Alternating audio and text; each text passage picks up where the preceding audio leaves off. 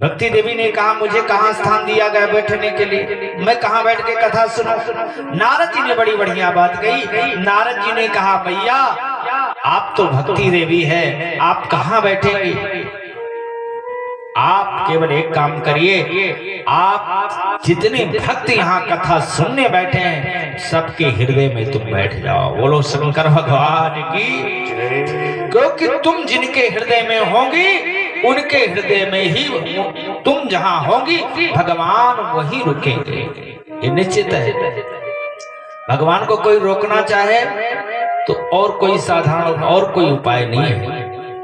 भगवान को बुलाना चाहो तो और कोई उपाय नहीं है। भगवान को ठहराना चाहो तो और कोई उपाय नहीं है। केवल भक्ति के माध्यम से ही भगवान ठहरते हैं।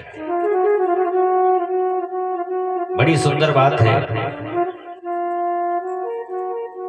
भागवत का एक एक प्रसंग बड़ा विलक्षण है।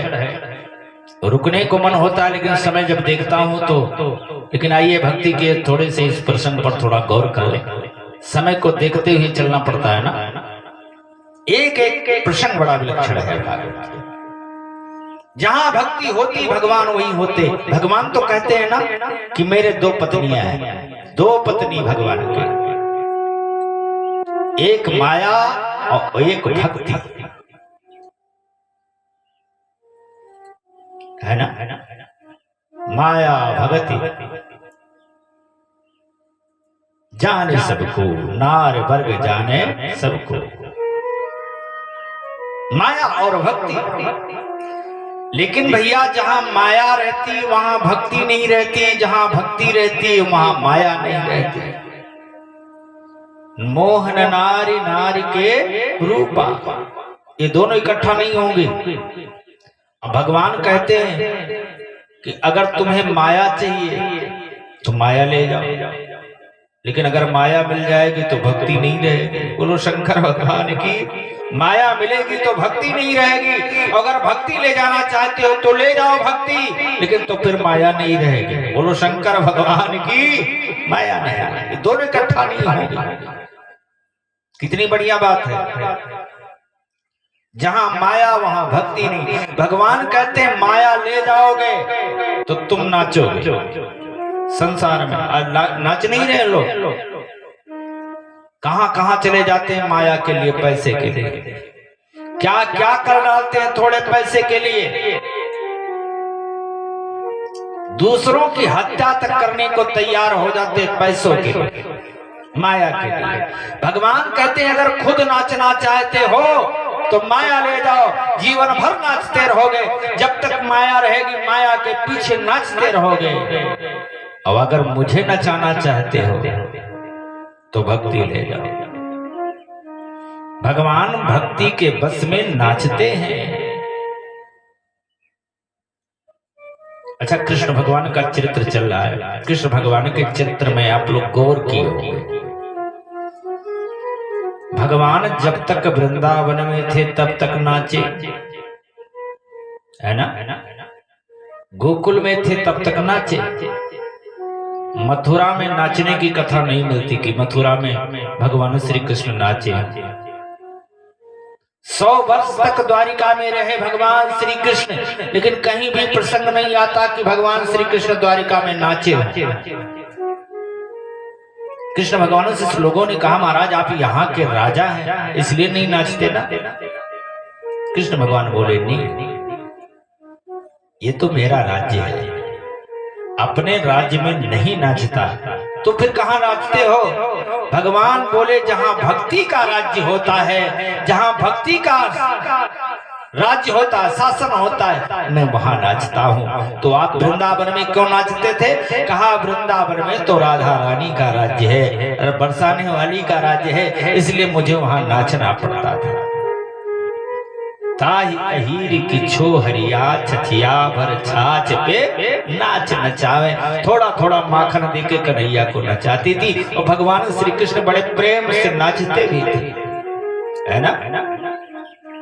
क्योंकि जहां भक्ति का राज्य होता है, जहां भक्ति होती है, भगवान को वहां नाचना पड़ता है। भक्ति श्रेष्ठ है। रामचरितमानस में भी प्रसंग आता है। हमें कल से मैं कथा शुरू किया हूँ, ज्यादा देर तो नहीं बोला हूँ अभी, लेकिन मुझे लगता है कि लोग रामचरितमानस के प्रेमी हैं, तो थोड़ा थोड़ा बीच बीच में आपको सुनाता रहूंगा। भक्ति के संबंध में श्री रामचरितमानस में एक बढ़िया प्रसंग आता है। जब भगवान श्री राम विश्वामित्र के साथ, लक्ष्मण श्री राम विश्वामित्र के साथ जनकपुर पधारे, तो जनक जी ने राम जी को रखने के लिए राम जी से कहा नगर में रह जाओ। विश्वामित्र से कहा महाराज ये बालक बड़े सुकोमल हैं, ये बगीचे में रहने के योग्य नहीं, इनको मैं महल में कर देता हूं। तो बड़ा सुंदर महल था, उसमें श्री राम जी, लक्ष्मण जी, विश्वामित्र रुके थे। जिस महल में, उसका नाम भी बड़ा विलक्षण है, तुलसीदास जी ने लिखा है रामचरितमानस में। जनकपुर में जिस महल में राम जी रुके थे, उस महल का क्या नाम था, लिखा है तुलसीदास जी ने। सुंदर सदन, क्या नाम था, सुंदर सदन, सुंदर सदन उसका नाम था। और मकान है कैसा, महल कैसा है, जिसमें श्री राम जी रुके। तुलसीदास जी ने लिखा है सुंदर सदन सुखद सब काला, सारे मौसम में सारे मौसम में सुख देने वाला है। सुंदर सदन सुखद सब काला, कहाँ बास ले दीन भुआला।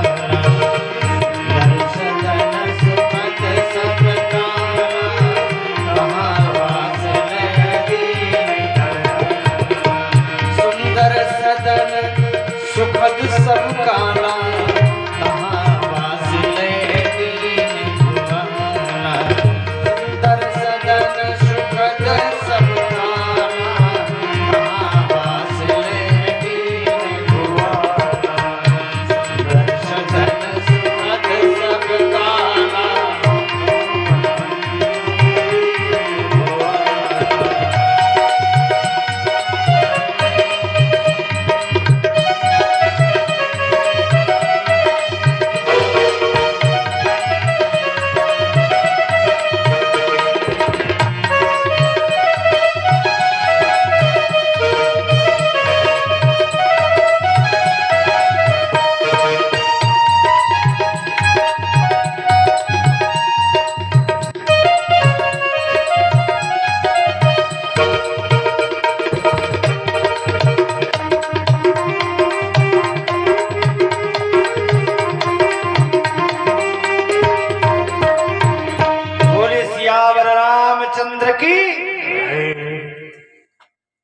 क्या नाम था, सुंदर सदन।